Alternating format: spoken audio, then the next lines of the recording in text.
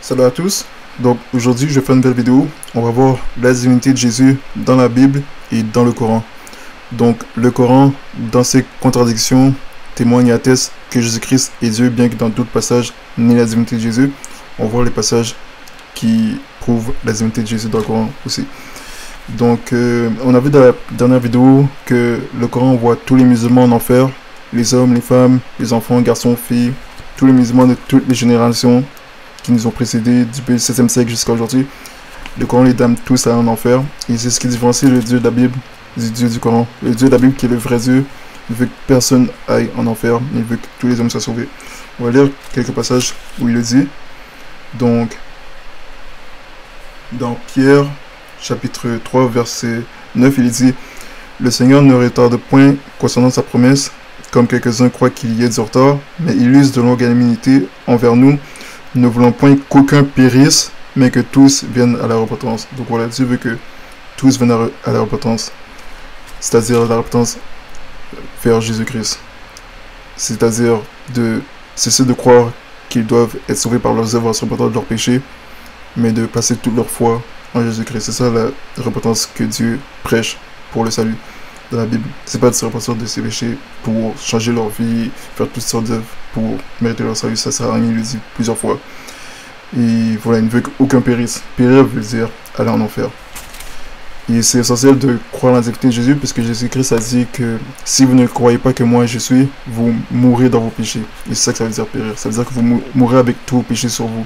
Et vous allez payer en enfer pour vos péchés pour l'éternité. C'est pas ça que Dieu veut. Et dans son autre passage, il dit un peu la même chose. Dans Timothée, chapitre 2, verset 3, il dit « Car cela est bon et acceptable aux yeux de Dieu notre Sauveur, qui veut que tous les hommes soient sauvés et qu'ils parviennent à la connaissance de la vérité. » Donc voilà, Dieu n'a jamais voulu que personne aille en enfer, mais il veut que tous les hommes aient l'opportunité d'être sauvés et parviennent à la connaissance de la vérité, parce que Dieu ne veut pas que les gens soient dans l'ignorance. Donc voilà pour ça. Maintenant, on va aller dans le Coran. Donc, le passage que j'aimerais lire, où ça dit, dans la sourate 2, au verset 111, « Et ils ont dit, nul n'entrera au paradis que juifs ou chrétiens. Voilà leur chimère, dit donnez votre preuve si vous êtes véridique. Non, mais quiconque soumet à Allah son être, tout en faisant le bien, aura sa rétribution auprès de son Seigneur. Pour eux, nulle crainte, et ils ne seront point attristés. » Et donc ça, on a vu dans notre vidéo que c'est un mensonge, parce que dans tout le Coran, il dit aux musulmans de faire des bonnes œuvres, et voilà, nulle crainte, ils sont pas attristés, ils vont pas dans l'enfer, ils sont au paradis. Et après ça, on a vu qu'il a menti.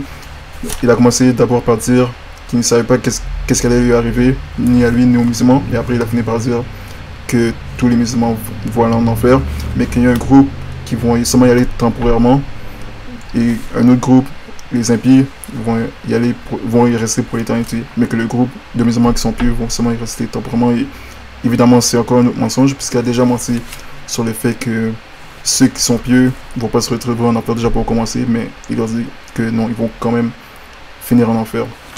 Et donc ça c'est l'un des plus gros mensonges du Coran, puisque c'est ce qui était déjà arrivé, puisque le salut n'est pas par les œuvres. Et j'ai trouvé un hadith aussi où il dit que les bonnes œuvres ça ne servent à rien, et ça montre encore qu'il a encore menti. Donc voilà pour ça. Après ça, on va aller dans la sourate 5 rapidement.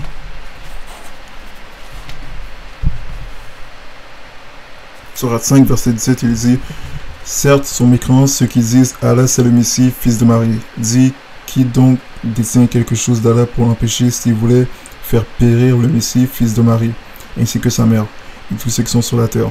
Allah seul appartient la royauté des cieux et de la terre, et de ce qui se trouve entre les deux. Il crée ce qu'il veut, et Allah est omnipotent. » Et donc souvent dans le Coran, ça revient souvent, où Allah dit qu'il est omnipotent, omniscient. On va voir que c'est faux, qu'il n'est pas omnipotent et qu'il n'est pas omniscient. Il fait juste répéter les mêmes choses pour glorifier son ego et se vanter. Ce sont des paroles de vantardise. Mais on voit que c'est Mohamed qui est derrière, et c'est ça qu'on va exposer dans cette vidéo et dans les vidéos futures. Donc après ça, on va aller dans la sourate 6 au verset 73. Donc sourate 6 au verset 73.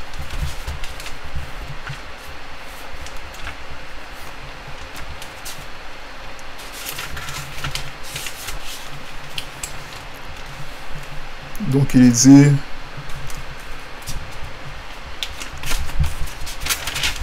parce que c'est là qu'on va voir à quel point il est limité contrairement au Dieu de la Bible. Donc ça dit au verset 73. Et c'est lui qui a créé les cieux et la terre en toute vérité, et le jour où il dit soit, cela est. Sa parole est la vérité. À lui seul, la royauté, le jour où l'on souffrira de la trompe. Celui le connaisseur de ce qui est voilé et de ce qui est manifeste, et celui le sage, il est parfaitement connaisseur. Donc, ce qu'on va retenir dans ce passage, c'est la partie où il dit sa parole est la vérité. Et aussi, on a vu qu'il a dit, il dit soit, cela est. Donc, pour dire que il a créé les cieux et la terre avec sa parole, il a tout créé en utilisant sa parole. Donc ça, c'est important de prendre ça en compte. Et on va revenir sur ce qu'il dit quand il dit sa parole est la vérité. Parce que c'est par là aussi qu'on va voir qu'il indirectement il a fini par dire que Jésus-Christ est Dieu. Après ça, on va aller dans la sourate. Ouais, on va rester dans la sourate 6 au verset 101. Non, verset 84. Donc, non, pas le verset 84, parce qu'au verset 84, ça fait juste dire que Jésus-Christ n'est pas différent de tous les autres prophètes qui ont précédé, que ce soit Isaac, Jacob, Joseph, David, Salomon, Job.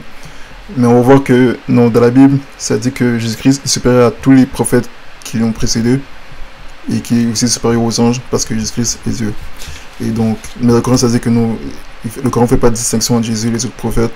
Alors que on voit même que dans le Coran, c'est Jésus-Christ qui a fait des œuvres que personne d'autre a fait, et que ça dit que Jésus-Christ est pur et qu'il est sans péché, ce qui le distingue des autres. Et ça, c'est encore une erreur du Coran. Donc, après ça, on va aller au verset 101. Donc, au verset 101, il dit « Créateur des cieux et de la terre, comment aurait-il un enfant quand il n'a pas de compagne? C'est lui qui a tout créé et il est omniscient. » Et donc ça, c'est faux. Il n'est pas omniscient puisqu'il dit « Comment aurait-il un enfant quand il n'a pas de compagne ?» C'est pour dire qu'il ne sait pas comment faire pour avoir un enfant sans compagne, parce qu'il pense que quand les chrétiens disent que Dieu le Père a un fils, c'est qu'il s'est accouplé, il est accouplé avec une femme charnellement. Or c'est faux. Ça n'a rien à voir avec ça. Quand la Bible dit que Jésus-Christ est le Dieu et le Fils de Dieu, c'est pour dire qu'il est la parole incarnée de Dieu. Et c'est ce qu'on va voir dans la Bible, dans Jean chapitre 1. Au verset 1. Donc il dit, au commencement était la parole, et la parole était avec Dieu, et la parole était Dieu. Elle était au commencement avec Dieu. Toutes choses ont été faites par elle, et rien de ce qui a été fait n'a été fait sans elle. Donc voilà encore, la Bible dit que Dieu, il a tout créé avec sa parole, il n'a rien fait sans sa parole. Et c'est ce qu'on a vu aussi dans le Coran. Mais c'est Dieu, le vrai Dieu qui a fait ça, c'est le Dieu de la Bible, et non pas celui du Coran, parce qu'on va voir encore que le Dieu du Coran est très limité, puisqu'il a dit qu'il ne peut pas avoir de fils, alors que le Dieu de la Bible est capable d'avoir un fils, puisqu'il a dit que pour lui, il n'y a rien d'impossible. Et c'est ce qui prouve que c'est lui qui est vraiment le Dieu omnipotent. Après ça, au verset 14, il dit « Et la parole a été faite chair et a habité parmi nous, et nous avons contemplé sa gloire, une gloire comme celle du seul engendré du Père, pleine de grâce et de vérité. » Donc voilà, cette même parole au verset 1 qui dit qu'elle était avec Dieu, au verset 14 ça dit « Et la parole a été faite chair ». Donc Dieu le Père a pris sa parole et l'a incarnée en chair. Et voilà, c'est pour ça que c'est ça qui nous aide à comprendre que Jésus-Christ est Dieu le Fils, qui est le Fils de Dieu, le seul engendré du Père, et non pas un enfant que Dieu a fait en s'accouplant avec une femme, comme le Coran essaie d'insinuer. Parce que voilà, c'est comme ça que l'auteur du Coran le comprend. Il voit pas comment c'est possible d'avoir un enfant sans avoir une compagne. Et c'est ce qui montre qu'il n'est pas vraiment omniscient, qu'il sait pas tout, et qu'il y a des choses qui lui échappent, et qu'il n'est pas omnipotent. Parce qu'on voit dans le Coran et dans la Bible que même Marie a été capable d'avoir un enfant sans avoir de compagnon, alors que Allah lui il dit qu'il n'est pas capable. Donc ça montre une grosse erreur du Coran. Après ça, on va aller dans Luc Luc chapitre 1.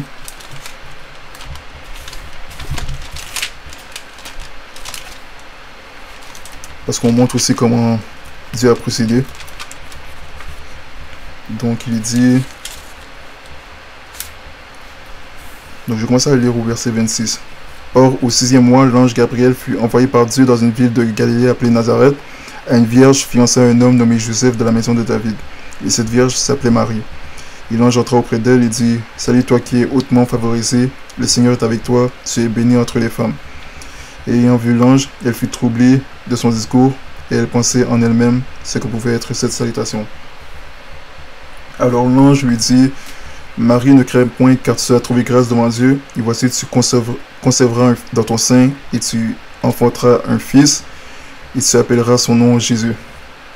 Il sera grand, il sera appelé Fils du Très-Haut, et le Seigneur Dieu lui donnera le trône de David son père. Il y régnera pour toujours sur la maison de Jacob, il n'y aura point de fin à son royaume. » Alors Marie dit à l'ange, « Comment cela se fera-t-il, puisque je ne connais point d'homme ?» Et l'ange lui répondit et dit, « Le Saint-Esprit viendra sur toi, et la puissance du Très-Haut te couvrira de son ombre. C'est pourquoi aussi cette sainte chose qui naîtra de toi sera appelée le Fils de Dieu. Et voilà, Élisabeth, ta parente, a aussi conçu un fils en sa vieillesse, et c'était le 6e mois de celle qui était appelée stérile, car rien n'était possible à Dieu. Et Marie dit, voici la servante du Seigneur, qu'il me soit fait selon ta parole. Et l'ange se retira auprès d'elle. Donc voilà, la raison pour laquelle Dieu est capable d'avoir un fils sans compagne, c'est parce qu'il n'y a rien qui lui est possible, contrairement au Dieu du Coran. Donc voilà pour ça. Maintenant on va aller dans la sourate 43. La sourate 43, verset 61. Non, pas tout de suite. On va aller dans cette sourate plus tard. On va d'abord aller dans la sourate 19. Dans la sourate Mariam.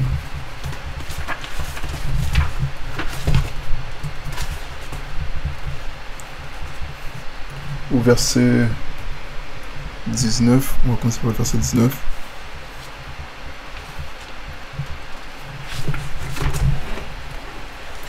Donc, sourate Mariam, verset 19. Ça dit... Donc, je vais commencer au verset 17. Elle mit entre elle et eux un voile. Nous envoyâmes notre esprit, Gabriel, qui se présentera à elle sous la forme d'un homme parfait. Et si vous lisez dans la traduction en arabe, pareil que dans la traduction en arabe, ça ne dit pas que le Saint-Esprit est Gabriel. Donc ça, j'ai toujours pensé que le Coran disait que le Saint-Esprit c'était Gabriel, mais finalement, je crois que je me suis trompé par rapport à ça. Il paraît que dans la traduction en arabe, nulle part ça dit que le Saint-Esprit est Gabriel. Donc, voilà. Après ça, au verset 18, elle dit, je me réfugie contre toi auprès du tout miséricordieux. Si tu es pieux, ne m'approche point. Il dit, je suis en fait un messager de ton Seigneur pour te faire don d'un fils pur. Donc, on voit encore ici la même chose qu'on a vu dans la Bible, où il dit que Jésus, de elle, va naître un saint enfant. Il s'agit de Jésus. Et ben voilà, il dit dans lui, il dit, c'est pourquoi aussi cette sainte chose qui naîtra de toi sera appelée le Fils de Dieu. Donc, ça montre encore... ça prouve encore la perfection de Jésus, que Jésus est sans péché, qu'il est saint. Il sait ce qu'il distingue de tous les autres prophètes qui, eux, ont tous péché. Abraham, Isaac, Jacob ont tous péché. Abraham a menti, Isaac a menti, Jacob a menti, et David a commis l'adultère, Noé s'est enivré. Donc tous les prophètes ont péché, excepté Jésus. C'est ce qui le différencie du prophète Mohammed, du prophète du Coran Mohammed. Qu'on va aussi dénoncer les mauvaises œuvres dans une vidéo officielle pour que les musulmans voient la différence entre Mohammed et Jésus et qu'ils arrêtent de mettre leur foi en Mohammed et qu'ils placent leur foi en Jésus seul. Donc voilà, après ça au verset 20 elle dit comment aurais-je un fils quand aucun homme ne m'a touché et que je ne suis pas prostituée. Il dit ainsi sera-t-il, cela m'est-il, a dit ton Seigneur, et nous ferons de lui un signe pour les gens et une miséricorde de notre part, c'est une affaire déjà décidée. Donc on voit la contradiction et l'erreur dans le Coran encore, vu que c'est facile pour lui de donner un enfant à Marie alors qu'elle est vierge et qu'elle n'a pas de compagne, c'est ça qu'elle est de compagne, mais c'est difficile pour lui d'avoir un enfant sans compagne. Donc on voit encore à quel point le Coran est erroné là-dessus. Il se contredit, donc c'est une grosse erreur qu'il a fait ici. Et donc, voilà pour ça. Après ça, ça dit au verset 22, elle devint donc enceinte de l'enfant et sortira avec lui un huile. Donc voilà, c'est tout pour ce passage-là. Après ça, on va aller dans la sourate 22. Parce que voilà, on avait vu tantôt que ça disait que Jésus-Christ, dans la Bible, ça dit que Jésus-Christ est la parole faite chair. Et ça, c'est important de comprendre ça, parce que c'est ça qui nous aide à comprendre sa divinité, la divinité de Jésus. Et dans le Coran aussi, ça va dire la même chose. Parce que voilà, Mohamed disait beaucoup de choses pour essayer de sympathiser avec les chrétiens. Et en disant ces choses, eh bien, il réfutait les fausses doctrines, les hérésies qu'il enseigne dans le Coran, il les réfutait indirectement. Donc au verset 22, il dit... Non, au chapitre Surat 22, au verset 6. Voilà ce qu'il dit. Il en est ainsi parce qu'Allah est la vérité. Et c'est lui qui rend la vie aux morts. Et c'est lui qui est omnipotent. Donc, au verset 6, ça dit que Allah est la vérité. Et on a vu dans un passage précédent que ça disait que sa parole est la vérité. Et Jésus a dit la même chose. Si on va dans le champ, chapitre 17. Donc, vous voyez ce que je fais? Donc, on compare les Écritures avec les Écritures qui nous montrent des passages où ça dit la même chose. Donc, c'est parce que c'est vraiment important de comprendre ces choses. Donc, verset 10, au chapitre 17. Donc, il dit...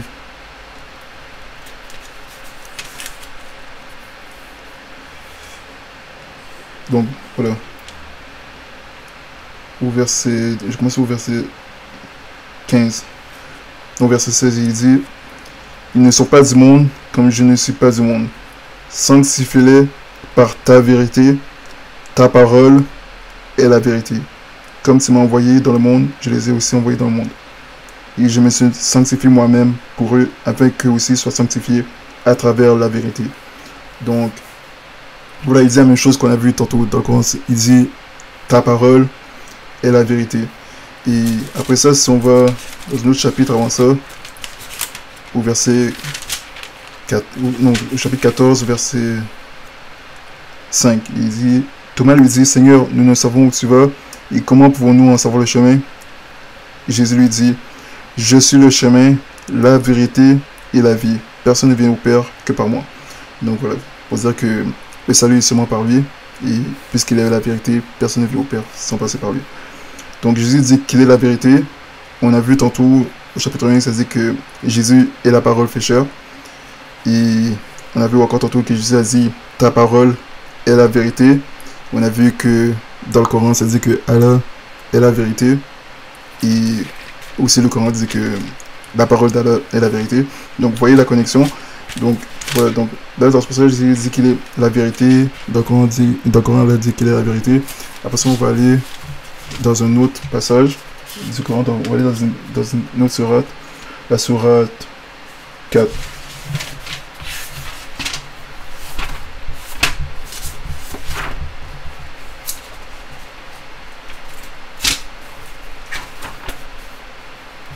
Au verset 171.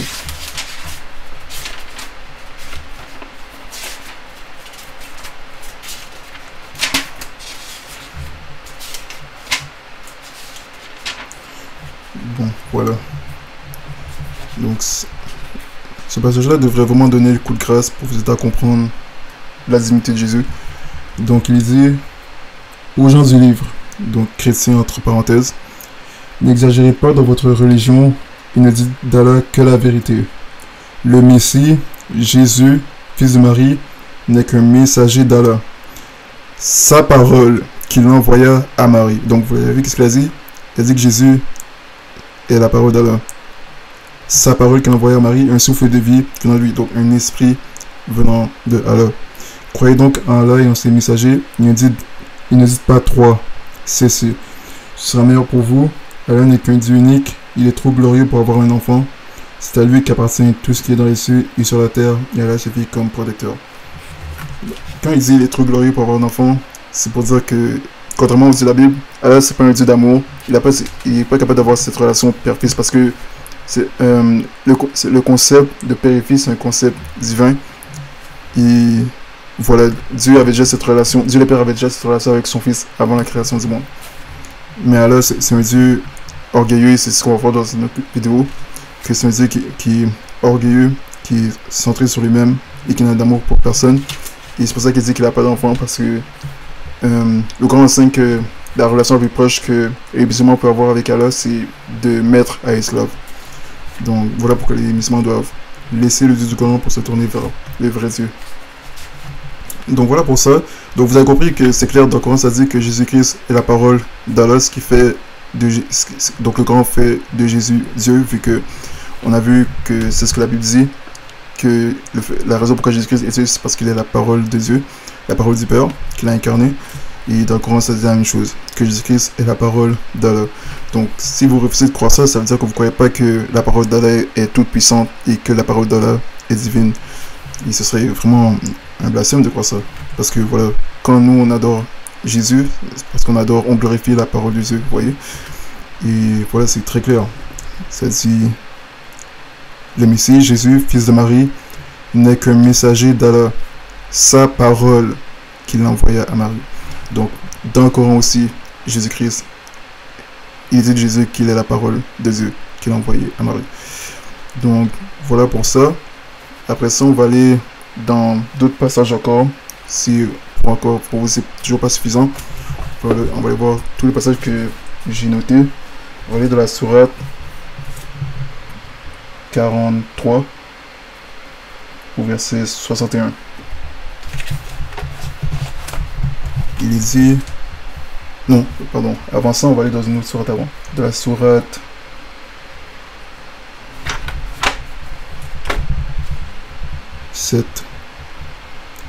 au verset 187, ça dit: il t'interroge sur l'heure, quand arrivera-t-elle? Dis: seul mon Seigneur en a connaissance. Lui seul la manifestera en son temps. Lourde, elle sera dans les cieux et sur la terre, et elle ne viendra à vous que soudainement. Il t'interroge comme si on était averti. Dit: seul Allah en a connaissance, mais beaucoup de gens ne savent pas. Donc ça dit que seul Allah a connaissance du jour de la fin. Et dans un autre passage, ça dit que Jésus a aussi connaissance du jour de la fin. Dans la sourate 43, dans le passage, au verset 61, dans ce passage, ça dit que Jésus en a connaissance, mais pas dans cette traduction. Vous devez retourner dans la traduction en arabe. Cherchez quelqu'un qui comprend l'arabe, il pourrait vous aider à la lire. Et comme ça va vous témoigner encore une autre preuve que Jésus-Christ est Dieu même dans le Coran. Donc, ça dit au verset 61, il sera un signe au sujet de l'heure, n'en doutez point, et suivez-moi, voilà un droit chemin. Que le diable ne vous détourne point, qu'il y ait pour vous un chemin déclaré. Et je ne sais pas pourquoi encore dans le Coran ça parle du diable, parce que les deux, Allah et le diable, veulent envoyer tous les musulmans en enfer. Donc, je sais pas, je vois pas l'intérêt de parler du diable rendu là. Mais bon. Donc voilà. En fait, je crois que le Coran fait juste parler du diable pour faire peur aux musulmans. Parce que j'ai appris que dans les hadiths, ça parle encore du diable. Et ça dit souvent aux musulmans de faire des prières, que ce soit avant d'aller aux toilettes ou avant d'avoir des rapports avec leur femme, de toujours faire une prière parce que sinon le diable s'incruste. Et par exemple, si un musulman ne fait pas sa prière avant d'être intime avec sa femme, le diable se joint à eux. C'est vraiment n'importe quoi. Mais bon, on voit que c'est vraiment pour faire peur aux musulmans, vous voyez. C'est une doctrine pour vraiment les amener, c'est une fausse doctrine pour les amener à voir le diable partout, comme d'autres sectes qu'on peut voir, comme les puritains. C'est pour ça aussi, je crois qu'il y a des sectes dans l'islam, où il y a des moments dans l'islam qui interdisent la musique parce que c'est pas bon. Donc voilà, ça les amène vraiment à voir le diable partout, quoi. Et donc, voilà pour ça. Donc, voilà, cherchez à lire la traduction de ce passage en arabe. Ça dit que, dans la traduction en arabe, ça dit que Jésus-Christ a la connaissance de l'heure. Donc, ça vous montre encore que Allah et Jésus dans le Coran sont une seule et même personne. Donc, après ça, on va aller dans la sourate 2. au verset 135.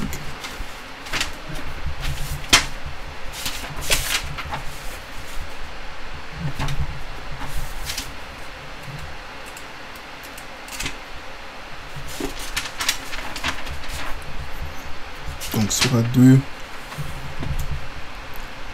Je ne sais pas pourquoi j'ai noté cette sourate. C'est une sourate qui disait: ils ont dit, soyez juifs ou chrétiens, vous serez donc sur la bonne voie. Dites non, mais nous suivons la religion d'Abraham, le modèle même de la droiture, et qui ne fut point parmi les associateurs. Dites, nous croyons en Allah, en ce qu'on nous a révélé, en ce qu'on a fait descendre vers Abraham, Ishmaël, Isaac et Jacob et les tribus, et en ce qui a été donné à Moïse et à Jésus, et à ce qui a été donné aux prophètes venant de leur Seigneur. Nous ne faisons aucune distinction entre eux, et à lui nous sommes soumis. Donc on a vu que c'est faux, que ça distingue Jésus de tous les autres prophètes, parce qu'on a vu que le Coran dit que Jésus-Christ est pur, contrairement à tous les autres. Et voilà, que ça dit que Jésus-Christ est la parole d'Allah, et le même Coran dit que la parole d'Allah est la vérité, et que Allah est la vérité, et que Jésus-Christ est la parole d'Allah. Donc ça fait de Jésus-Christ Dieu selon le Coran aussi. Dans toutes ces contradictions, Mohamed s'est confondu. Soit c'est Dieu qui l'a confondu, soit c'est lui-même qui s'est confondu, mais je crois que c'est lui-même tout seul qui s'est confondu, vu qu'il voulait prendre des choses du christianisme pour essayer d'impressionner les chrétiens de son époque. Et il s'est confondu dans ses propres paroles en prouvant directement et indirectement que Jésus-Christ est Dieu.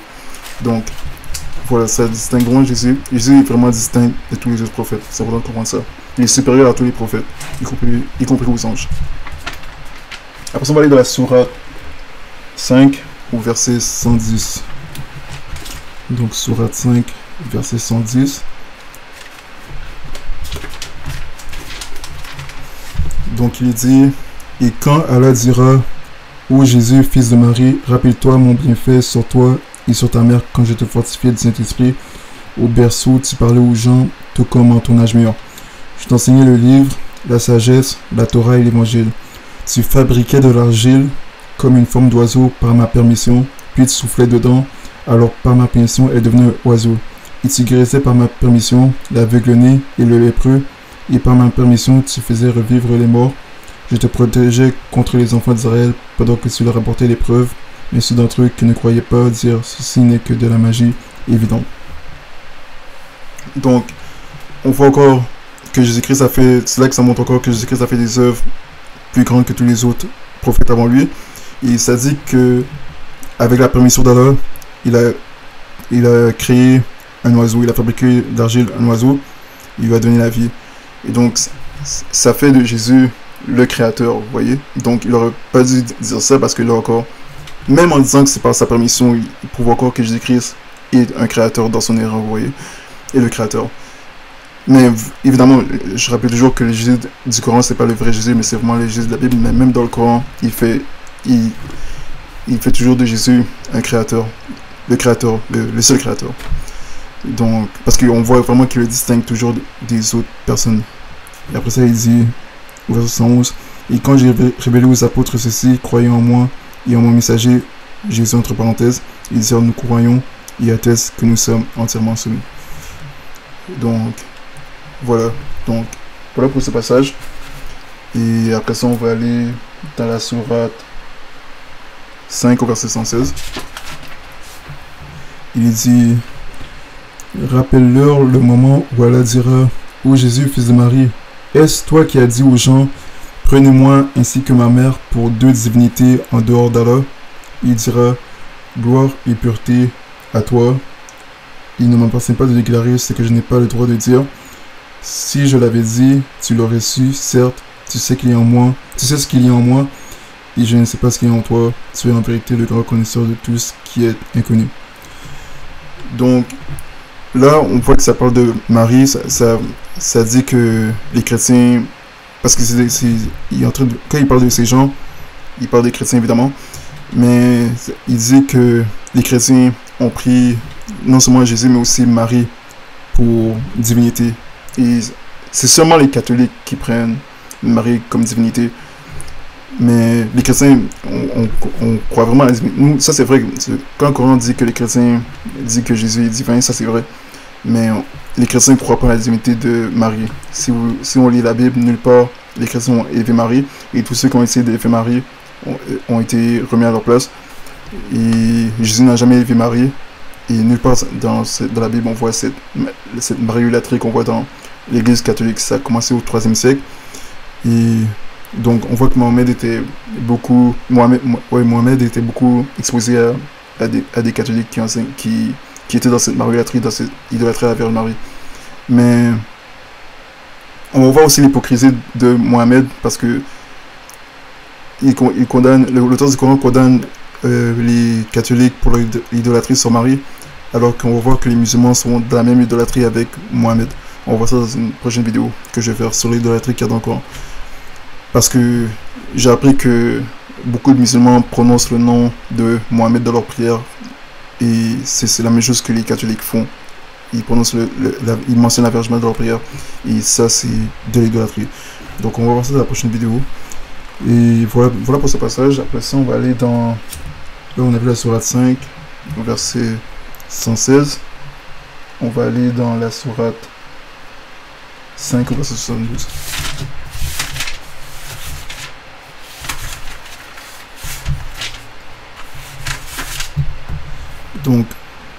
Donc là c'est la même chose qu'on a vu tantôt. Je crois que j'avais déjà lu ce passage tantôt déjà. Mais ça dit la même chose que j'ai vu dans une autre sourate. Ça dit: ce sont certes des mécréants ceux qui disent en vérité Allah c'est le Messie, fils de Marie, alors que le Messie a dit: ô enfants d'Israël, adorez Allah mon Seigneur et votre Seigneur. Quiconque associe à Allah d'autres divinités, Allah lui interdit le paradis, et son refuge sera le feu, et pour les najis, pas de secours. Ce sont certes des mécréants ceux qui disent en vérité Allah le troisième de trois, alors qu'il n'y a des divinités que des divinités uniques. Et s'il ne se doit dire, certes, un châtiment douloureux touchera les mécréants d'entre eux. Mais on voit que dans d'autres passages, il va se contredire en disant que Jésus est le Messie. J'avais déjà montré ce passage-là à une personne, je vais encore le partager dans cette vidéo. Mais donc, on voit que l'auteur du livre est vraiment confus par rapport à la Trinité.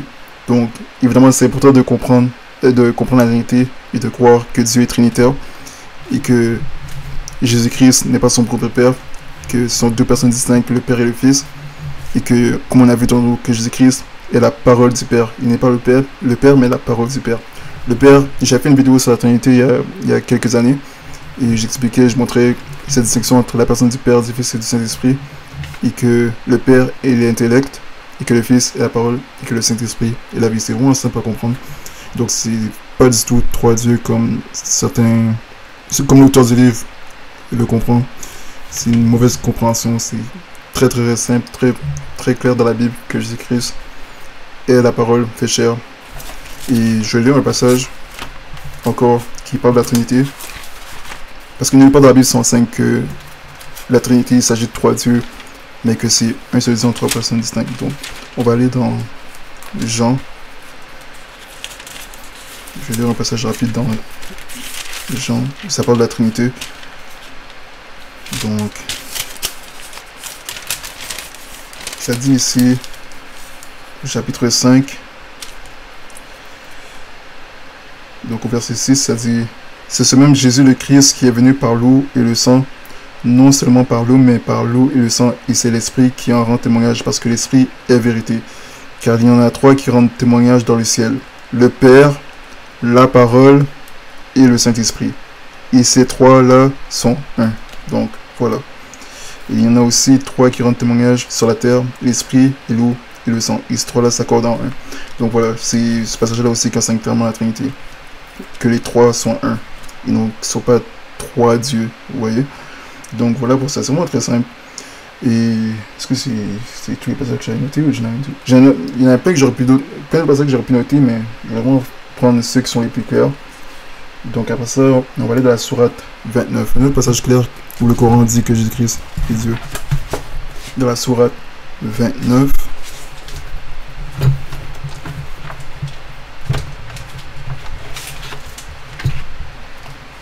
Au verset 46.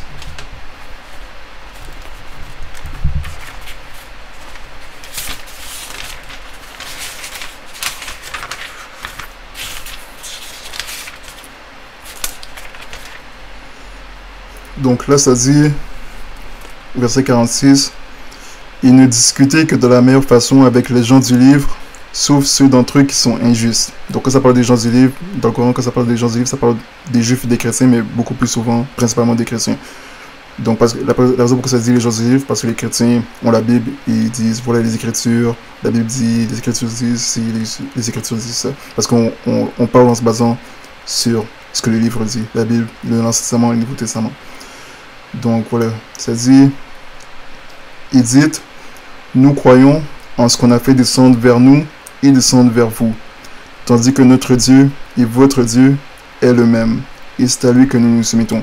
Donc, l'auteur du livre dit que c'est ça que les musulmans doivent dire aux gens du livre, aux chrétiens, qu'ils sont soumis au même Dieu que nous. Et en disant ça, ils sont encore en train de prouver que Jésus-Christ est le créateur de ces dieux. Parce que ça dit, tandis que notre Dieu et votre Dieu est le même. Donc, les musulmans, l'auteur dit que les musulmans doivent dire que, Allah dans le Coran dit que les musulmans doivent dire que leur Dieu est notre Dieu à nous les chrétiens. Et on a déjà vu dans d'autres passages du Coran où ça dit que le Dieu des chrétiens, les chrétiens disent que leur Dieu c'est Jésus, que le Messie est Dieu, que Jésus est divin. Et donc encore là, ça montre encore une grosse contradiction du Coran. Vous voyez? Donc, voilà pour ça. Donc je crois que rendu là, je crois que ça devrait être clair.